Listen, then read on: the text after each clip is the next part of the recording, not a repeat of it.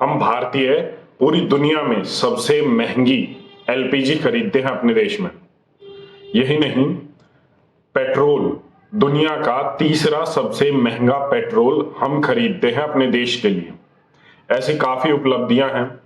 इसके साथ साथ मैं आपको बता दूं कि उज्ज्वला योजना के तहत करोड़ों लोगों ने सिलेंडर्स को बुक किया, उनके घरों में एलपीजी सिलेंडर आए, लेकिन इनमें से अधिकांश लोगों ने, अधिकतरों ने उसको कभी भी रिफिल नहीं करवाया, क्योंकि महंगाई इतनी बढ़ गई, एलपीजी के दाम इतने बढ़ गए कि वो उसको अफोर्ड नहीं कर पाए, वो उनकी जेब से बाहर हो गया।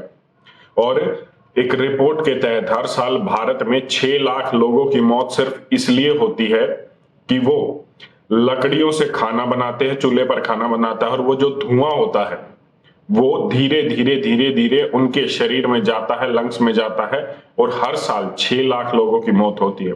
खैर, उज्ज्वला योजना जब आई तो इसकी शुरुआत यहीं से हुई थी कि अब माताओं बहनों को इस जहरीले धुएं से दूर रखा जाएगा और वो आराम से एलपीजी के नीचे उस पर खाना बनाएंगे। खैर, अब जो सच्चाई है वो तो है ही, लेकिन मैं आपको बता दूं कि एक ऐसी चीज है जिसको लेकर पूरी दुनिया में प्रोटेस्ट हो रहे हैं, लेकिन भारत में चूं तक नहीं हो रही।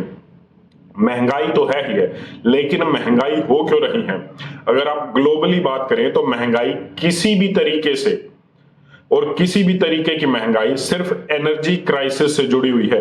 पूरी दुनिया में आज एनर्जी क्राइसिस है, चाहे आप वो पेट्रोल डीजल के मामले में ले लीजिए, नेचुरल रिसोर्सेज का मामले में ले लीजिए, इलेक्ट्रिसिटी के मामले में ले लीजिए। पूरी दुनिया में आज एनर्जी क्राइसिस चल रहा है। उसी एनर्जी क्राइसिस की वजह से आज सभी क्राइसिस हैं। अगर आपको भुखमरी दिख रही है, वो भी कहीं ना कहीं एनर्जी क्राइसिस है। फूड क्राइसिस से लिंक होकर जो रूट कोज है, जो जड़ अगर हम उसकी देखें तो वो एनर्जी क्राइसिस में ही जाकर टिकती है। कहीं पर खेती के लिए पानी नहीं है। पानी क्यों नहीं है? क्योंकि बिजली नहीं है।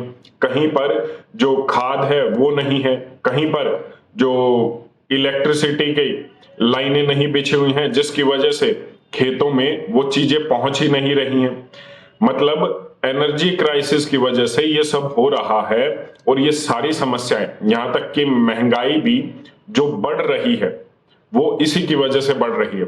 पूरी दुनिया में आज प्रोटेस्ट हो रहे हैं एनर्जी क्राइसिस को लेकर। जो भी सरकारें हैं पूरी दुनिया के देशों में, उन सरकारों का तख्ता पलट भी हुआ है, सरकारें बदली भी गई हैं, और सरकार से सवाल भी किए जा रहे हैं कि ये जो एनर्जी क्राइसिस आप इसके लिए कर क्या रहे हैं। किसी भी समस्या के लिए सरकार अकाउंटेबल होती है। भारत में मैं इस सरकार की या पिछली सरकार की बात नहीं कर रहा हूं, जितनी भी सरकारें आई हैं, आप उनसे किसी भी चीज की अकाउंटेबिलिटी कर लीजिए, वो सिर्फ ये कहती हैं कि ये समस्या अब की थोड़ी है, ये तो 1947 से पैदा हुई थी। गरीबी अब की थोड़ी है, ये तो 1947 से चल रही है। महंगाई अब की थोड़ी है, 1947 से लगातार बढ़ रही है। लेकिन आप अभी इस वक्त सरकार में हैं, तो अकाउंटेबिलिटी आपकी है, रेस्पॉन्सिबिलिटी आपकी है। आप ये बताइए कि आप उसको कम करने के लिए क्या कर रहे हैं। लोगों ने आपको इसलिए चुना है कि जो महंगाई बढ़ रही थी, जो गरीबी बढ़ रही थी, जो समस्याएं पहले थी, जो बेरोजगारी थी, उनसे तंग आकर आपको अकाउंटेबल किया, आपको रेस्पॉन्सिबल किया, आपको कुर्सी पर बैठाया ताकि आप इन सब चीजों को कम करें। लेकिन इसके लिए आपने किया क्या? अगर हम ऑपोजिशन से पूछें तो ऑपोजिशन कहता है कि हम तो आवाज उठा रहे हैं, लेकिन सच ये है आज भारत का ऑपोजिशन इतना वीक है कि लोगों को ये समझ में नहीं आ रहा है कि ऑपोजिशन की क्या इंपॉर्टेंस होती है। ऑपोजिशन होता इसलिए है कि अगर सरकार डिक्टेटरशिप करने पर आ जाए, जो बहुत से देशों में हो रहा है इस दुनिया में, अगर वो डिक्टेटरशिप करने पर आ जाए तो ऑपोजिशन अगर स्ट्रांग हो तो वो अपनी आवाज उठा सकता है, उस समय लोगों की आवाज उठा सकता है अगर वो चाहे तो। पहली बात, आज भारत में ऑपोजिशन इतना वीक है कि वो कितना ही हाथ पैर पटक ले, सिर मार ले, लेकिन उसकी आवाज नहीं सुनी जा रही।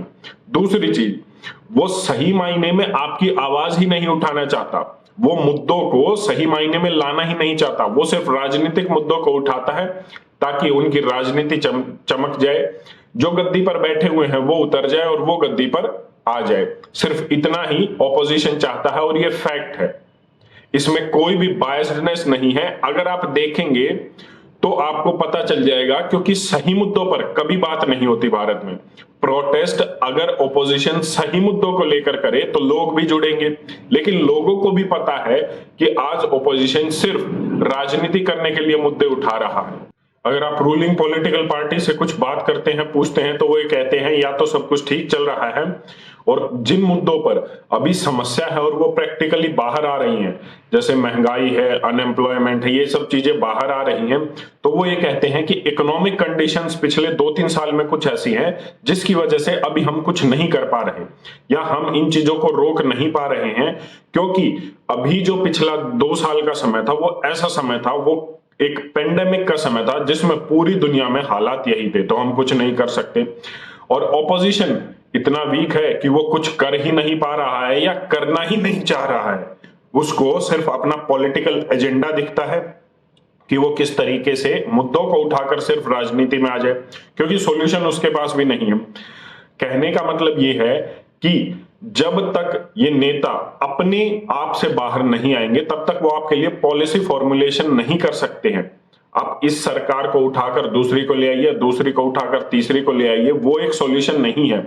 जब तक अकाउंटेबिलिटी, जब तक आप सही सवाल अपने नेता से नहीं पूछेंगे, आपका सही सवाल आपकी लोकसभा में या संसद में नहीं जाएगा।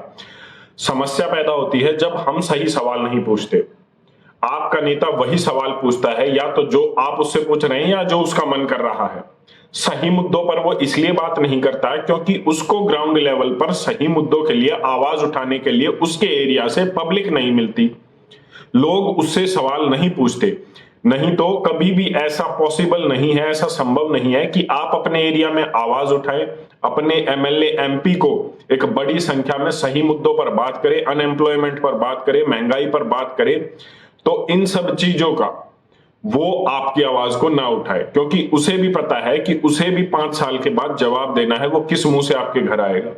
तो दिक्कतें हैं, पॉलिटिकल लेवल पर तो दिक्कतें हैं, लेकिन ग्राउंड लेवल पर भी दिक्कतें ये हैं कि हम खुद अपनी आवाज नहीं उठा रहे हैं, और जब हम अपने लिए ही आवाज नहीं उठा रहे हैं तो क्या आपको लगता है कि कोई और आपके लिए आवाज उठाएगा? क्या आपका नेता आपके लिए आवाज उठाएगा? वो नहीं उठाएगा। वो तब तक नहीं उठाएगा जब तक आप उसको नहीं कहेंगे उठाने के लिए आवाज, क्योंकि समस्या आपको है, उसे नहीं है।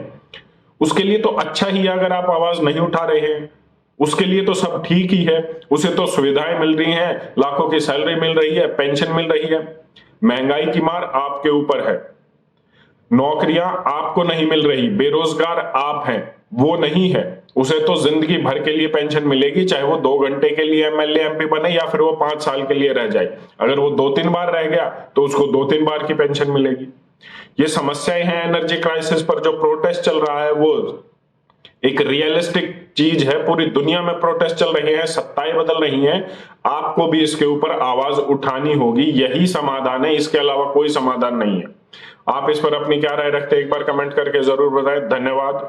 जय हिंद।